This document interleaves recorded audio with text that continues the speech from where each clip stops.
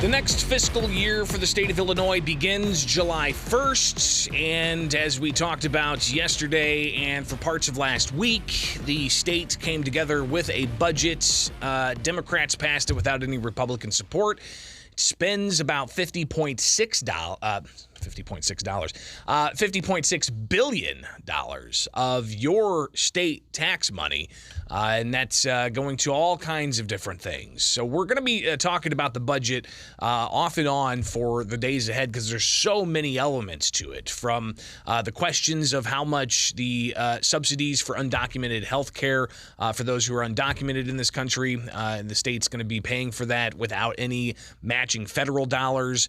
So that's expected to be a big cost. You've got the issue of how pensions are going to be treated. You've also got other medical costs through Medicaid with rate reimbursements being increased, rate reimbursements for homes that take care of those with developmental disabilities, those who live in senior health care facilities, a variety of other various types of health services being reimbursed by state tax dollars. And you're going to see those reimbursements and that rate increase across the board.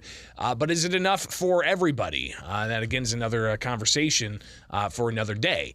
But when it comes to local governments, this very much is something that's top of mind for people all across the state, because we've got what we have is called the Local Government Distributive Fund, the LGDF.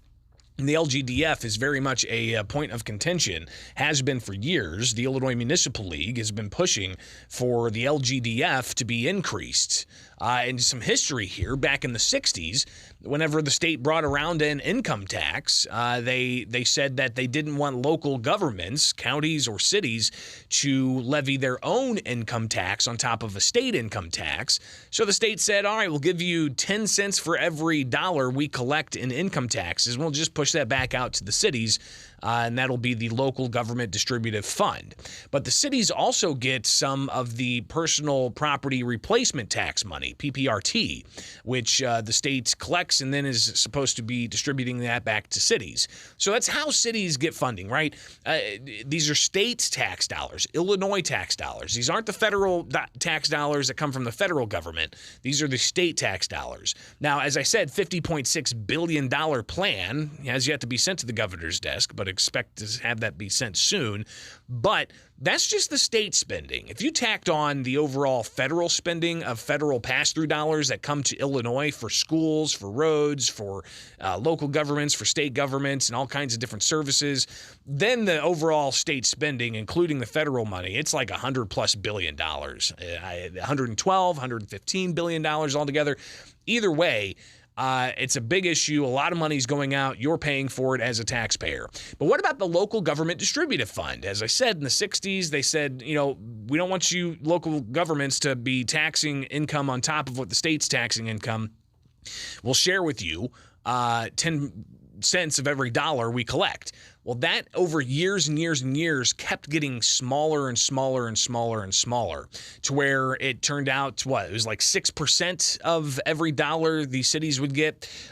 This year, they're looking to increase that. And the debate, however, delved into, while they see an increase for LGDF, not up to the 10% that municipalities wanted, while they see an increase to about, 6.5% or something, they are seeing fewer dollars in personal property replacement taxes.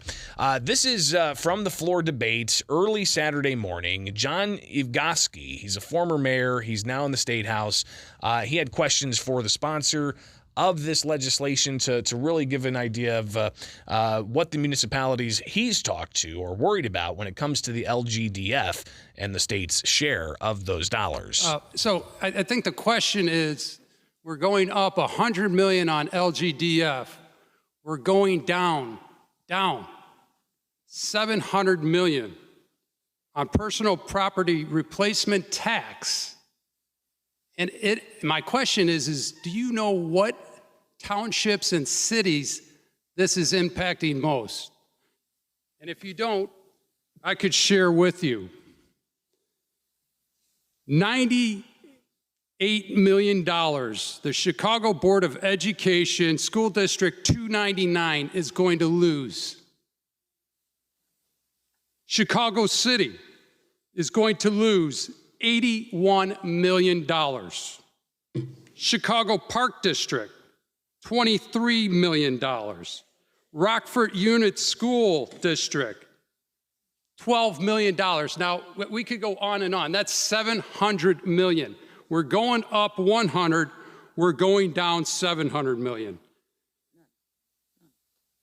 Basically, this $100,000 or $112 million increase is taking LGDF funding from 6.2% to 6.5%. We were at 10% for 40 years. 40 years. And it was established in 1969. And every single tax dollar collected, income tax dollar collected, 10 cents of it for 40 years went back to municipalities. Today, it is at they call it 6.5 cents per dollar. All of our cities have been shortchanged by 1.2 billion, with the B, $billion this year in this budget. It is a slap in the face to every one of our elected municipal leaders, and more importantly, to every one of our residents. Unfortunately, our constituents will never know. So again, that's John Igofsky, former mayor, sharing some of the concern that he's heard from municipalities of not getting the full 10% and how that's going to impact the municipalities when they also see a decrease of overall $700 million in the PPRT.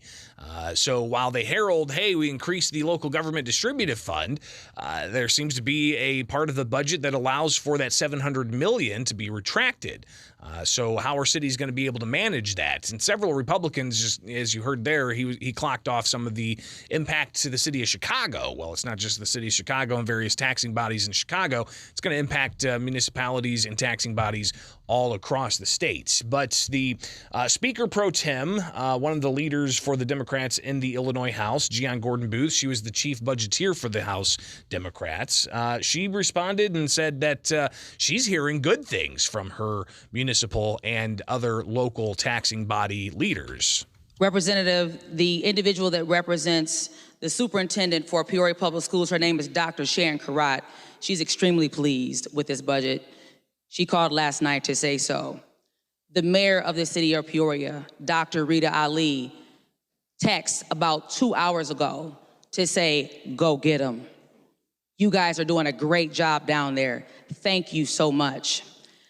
Peoria County, who was governed by their city manager, Scott Terrell, called a day and a half ago when this budget was released, because we were doing this in a much more transparent way than we have in the last few years, which is why people have had the opportunity to take the time to see what's actually in this budget, called and said, wow, you guys have really turned it around down there in the last couple of years.